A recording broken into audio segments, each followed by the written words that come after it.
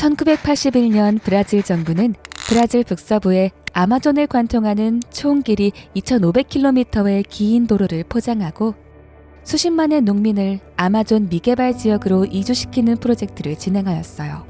사업 비용 16억 달러 중 세계은행은 총 4억 3,440만 달러의 대출을 1981년부터 83년까지 5건에 걸쳐 승인해 주었죠. 그러나 아마존 밀림, 원주민과 이주 지역에 대한 이해 부족으로 생태계 파괴, 원주민과 이주민의 대립, 개간에 따른 질병 등 심각한 피해가 발생하였어요. 이에 항의하여 원주민이 이주민 12명을 인질로 잡으며 브라질 정부에 개선을 요구했어요. 유럽과 미국의 환경 인권 NGO는 세계은행에 융자 중지를 요구하는 캠페인을 벌였고 그 결과 브라질 북서부 종합개발 프로젝트의 융자가 일시적으로 중지되었어요. 이 일을 계기로 세계은행은 개발협력 사업이 야기할 수 있는 심각한 피해를 사전에 예측하고 방지 혹은 최소화할 수 있는 절차와 규정, 즉 세이프가드가 필요함을 느꼈어요. 1987년 세계은행은 대규모 조직개혁을 실시했어요. 환경국을 신설하고 세이프가드를 담당할 직원을 증원하여 1997년 최초의 세이프가드를 제정하였죠. 이후로도 세이프가드와 관련해 다양한 정책을 마련하고 개정을 거듭하여 2016년 11가지 기준과 함께 세이프가드를 개정했어요. 세계은행의 세이프가드는 수년간 다양한 국제협력기구들이 정책 방향을 설정할 때 기준이 되어왔어요. 일본은 이른 시기부터 세이프가드를 운영했어요. 1989년 환경 고려를 위한 OECF 가이드라인이 등장하였으나 절차를 규정하는 것이 아닌 업무 참고자료 정도의 환경 체크리스트에 불과했고 법적인 지위를 갖고 있지 않아 지켜야 할 의무가 없었어요. 이로 인해 문제가 발생하기도 했어요. 코토판장댐은 인도네시아 서부 스마트라 섬 리아우주에 건설된 다목적 댐이에요. 1979년 인도네시아 전력공사가 요청하여 일본의 도쿄전력 설계가 사업을 발굴하고 해외경제협력기금이 311억 7천만 엔을 차관으로 제공하였죠. 하지만 수몰 예정 지역에 거주하던 원주민 미난카바우족들은 이주 계획을 공사 시작 팻말이 들어서는 걸 보면서 알게 되었어요. 원주민들은 댐 건설 과정에서의 피해를 최소화하기 위해 지역사회 회의를 여러 번 열고 요구사항을 전달하는 등 노력했어요.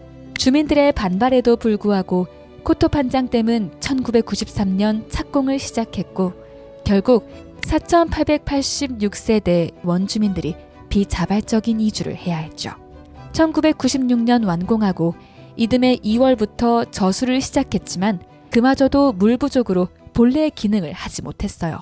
이주 보상으로 지급된 보상금과 새로운 정착지, 고무나무 농장 등은 약속했던 것만큼 만족스럽지 못했어요.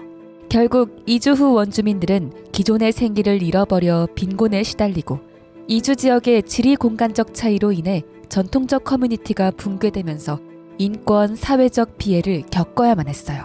이에 2002년 3,861명의 주민들은 도쿄 전력설계, 일본 정부, 일본 국제협력기구, 일본 국제협력은행을 상대로 소송을 제기했어요. 일본 정부는 ODA 역사상 유례없는 재판을 회피하기 위해 추가 보상 계획을 실시하였지만 이마저도 제대로 이루어지지 않았죠. 이후 2002년 JBIC에서 환경사회 고려 가이드라인을 발간했어요. 기존의 1989년 가이드라인은 환경 고려였으나 주민 이주 문제 등을 인식하여 환경 사회 고려로 변경하였죠. 또한 모든 과정을 누구나 볼 수 있게 투명히 공개하였으며 법적 지위를 부여해 확실하게 지키도록 하고 이의 신청 제도를 도입했어요. 이듬해 JBIC 가이드라인의 주요 내용을 반영하여 자이카의 세이프가드 가이드라인도 개정되었어요. 2008년에 자이카와 JBIC가 통합되자 2010년 새로운 가이드라인을 만들었어요. 무상원조와 유상원조 사업으로 분리 운영하던 ODA를 일원화하여 같은 가이드라인을 적용하였죠. 최근 2002년 자이카는 또 한 번 가이드라인을 개정했어요. 그렇다면 우리나라는 어떨까요? ODA 사업의 후발주자인 한국은 다양한 국제협력기구의 선례와 다른 나라의 원조기관들의 정책들을 참고하여 세이프가드를 마련하였어요. 한국의 원조기관 중 하나인 한국수출입은행 대외경제협력기금은 ODA 사업의 규모가 커지고 대규모 개발 사업이 확대됨에 따라 발생 가능한 환경사회적 피해를 방지하기 위해 2016년 환경사회 세이프가드를 마련하고 2020년 개정안을 내었어요. 코이카는 2017년 환경적 영향과 사회적 영향을 모두 고려한 환경사회 세이프가드 이행지침을 마련하여 대외 무상원조 사업에 세이프가드를 의무적으로 적용함으로써 사업 수행 과정에서 환경사회적 영향이 고려될 수 있도록 노력해왔어요. 코이카는 그간의 이행 경험과 국제적 추세를 반영하여 세이프가드 제도를 개선해왔어요. 코이카 환경사회 세이프가드에서 말하는 환경은 자연과 생활 환경을 포괄하는 광범위한 개념이에요. 사회는 인권, 경제, 문화, 건강, 안전 등 지역 주민과 공동체의 중요한 요소를 포함하는 개념으로 원주민과 비자발적 이주, 그리고 젠더가 강조되며 최근 그 범위가 더 확대되는 추세예요. 코이카의 환경사회 세이프가드는 9가지 기준을 제안하고 있어요. 생물다양성 보존과 살아있는 천연자원의 지속가능한 관리, 기후변화 대응, 자원 효율성과 오염 예방, 지역사회 복원과 안전 및 보안, 노동 및 근로 여건, 인권 취약계층 보호, 토지 취득과 비자발적 재정착, 원주민 보호, 문화유산 보호. 코이카 세이프가드는 사업 과정에서의 부정적 영향을 최대한 회피해야 하고 사업 전 단계에서 다양한 이해관계자와 협력해야 하며 세이프가드 목적을 달성할 수 없거나 국제적 규범에 위배되는 사업에 대해서는 지원과 수행을 금지하고 있어요.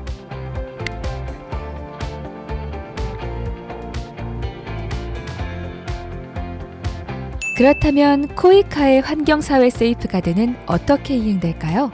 먼저 스크리닝 단계를 통해 사업과 해당 지역의 특성을 파악한 뒤 예상되는 피해와 영향의 심각성 및 관리 용이성에 따라 3단계로 분류해요.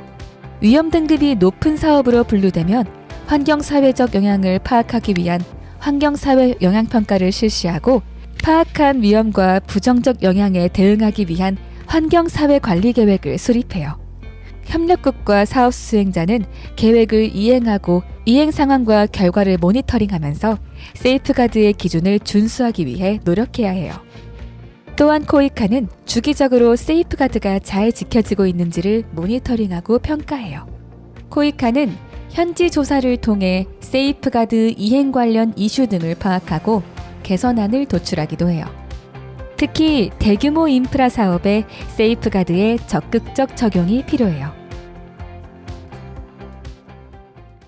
세이프가드의 핵심은 다양한 주체가 참여하고 소통하는 것이에요. 특히 협력국은 핵심 이행 주체로서 적극적으로 역할을 수행해야 하고 사업으로 인해 환경사회적 영향을 받는 이해관계자의 참여가 동반되어야 하죠. 코이카는 환경사회적 영향을 받는 피해자들이 관련된 민원을 제기할 수 있는 창구를 마련하여 세이프가드와 현장 간의 격차를 줄이기 위해 노력하고 있어요.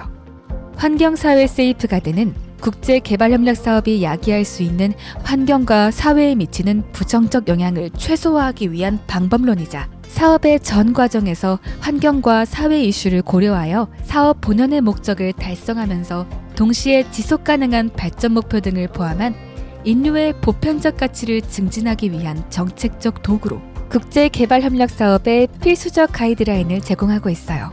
국제적으로 세이프가드의 기후위기, 젠더 이슈가 추가되는 등 범위가 확대되고 이행도 강화되고 있어요. 우리나라의 ODA 규모가 크게 성장하는 지금 세이프가드의 적극적이고 광범위한 적용이 필요해요. 코이카는 이러한 최근 추세를 반영하여 더 나은 세이프가드를 만들고 이행하기 위해 노력하고 있어요.